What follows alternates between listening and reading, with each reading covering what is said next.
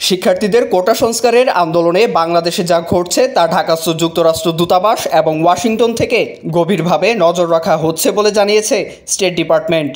এছাড়া বাংলাদেশ ইস্যুতে যুক্তরাষ্ট্র অব্যাহতভাবে নিজেদের উদ্বেগের বিষয়টি স্টেট ডিপার্টমেন্টের পোডিয়াম থেকে জানান দিয়ে যাচ্ছে বলে মন্তব্য করেছেন মুখপাত্র ম্যাথিউ মিলার। বিগত ১.৫ দশক ধরে শিক্ষার্থীদের উপর ছাত্রলীগ যে নির্যাতন এবং সহিংসতা চালিয়ে যাচ্ছে সেজন্য সংগঠনটিকে নিষিদ্ধ সংগঠন হিসেবে তালিকাভুক্ত করার বিষয়ে সরাসরি কোনো কথা বলা যাবে না বলে জানান এই মুখপাত্র। ব্রিফিংয়ে অংশ নিয়ে শিক্ষার্থীদের চলমান আন্দোলনে ছাত্রলীগ এবং আইনশৃঙ্খলা বাহিনীর দ্বারা পরিচালিত সহিংসতার বিষয়টি উত্থাপন করে এক সাংবাদিক জানতে চায়, বাংলাদেশে শিক্ষার্থীদের আন্দোলনে হামলা অব্যাহত রেখেছে ক্ষমতাসীন সরকার।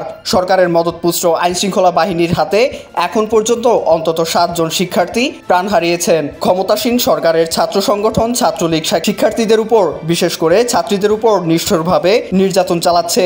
গত প্রায় ১.৫ দশক ধরে এই সংগঠনটি এ ধরনের কর্মকাণ্ড ঘটিয়ে যাচ্ছে। আপনারা কি ছাত্রলীগকে সন্ত্রাসী সংগঠন হিসেবে তালিকাভুক্ত করবেন কিনা? জবাবে মিলার বলেন, আপনি যে বিষয়ে কথা বলছেন অর্থাৎ ছাত্রলীগকে নিষিদ্ধ করার বিষয়ে স্পষ্ট করে কোনো কথা বলতে যাচ্ছি না। ঢাকায় শিক্ষার্থীদের বিক্ষোভ চলাকালে যে সহিংসতা ছড়িয়ে পড়েছে তা আমরা নজরে রেখেছি। আন্দোলন যেন শান্তিপূর্ণ হয় আবারও সেই আহ্বান জানাচ্ছি।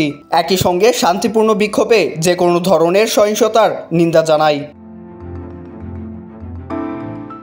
অপর এক প্রশ্নে এই সাংবাদিক জানতে চান, বেগম রোকেয়া বিশ্ববিদ্যালয়ের ইংরেজি বিভাগের ছাত্র আবু সাইদ বিক্ষোভ চলাকালে পুলিশের বন্দুকের সামনে বুক চিতিয়ে দাঁড়িয়ে গিয়েছিলেন তার সহপাঠীদের নিরাপত্তার জন্য। পুলিশ তাকে গুলি করতে কোনো দ্বিধা করেনি। তিনি নিজেও বুঝে উঠতে পারেননি যে সহপাঠীদের সুরক্ষা দেবার সময় পুলিশ তাকে এভাবে গুলি করবে। জালিয়াতির নির্বাচনের পর এরকম নির্যাতন করে শেখ হাসিনা তার ক্ষমতা আঁকড়ে ধরেছেন। পররাষ্ট্রমন্ত্রী ব্লিংকেন বলেছিলেন, পুরো বিশ্বের দৃষ্টি বাংলাদেশের নির্বাচনের দিকে। যুক্তরাষ্ট্র এই নির্বাচনের জন্য প্রয়োজনীয় সব ধরনের পদক্ষেপ গ্রহণ করবে। কিন্তু জনগণের অধিকারই যেখানে লুট করে নেওয়া হয়েছে ঠিক সেই মুহূর্তে আপনারা একদম নীরব হয়ে গেলেন, কেন এমন হলো? জবাবে মিলার বলেন, প্রথম কথা হচ্ছে আপনি যেটা বলেছেন সেটা ঠিক নয়।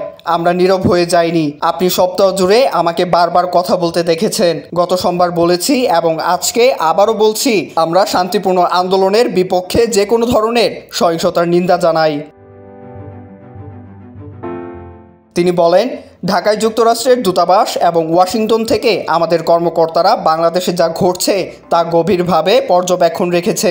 বিক্ষোভে শিক্ষার্থীরা নিহত হচ্ছে, মানুষ মারা যাচ্ছে, এটা আমাদের নজরে রয়েছে। মিলার বলেন, আমরা সরকারকে আহ্বান জানাবো তারা যেন একজন নাগরিকের শান্তিপূর্ণ বিক্ষোভের অধিকারকে সম্মান জানায়। IVTV USA, new York.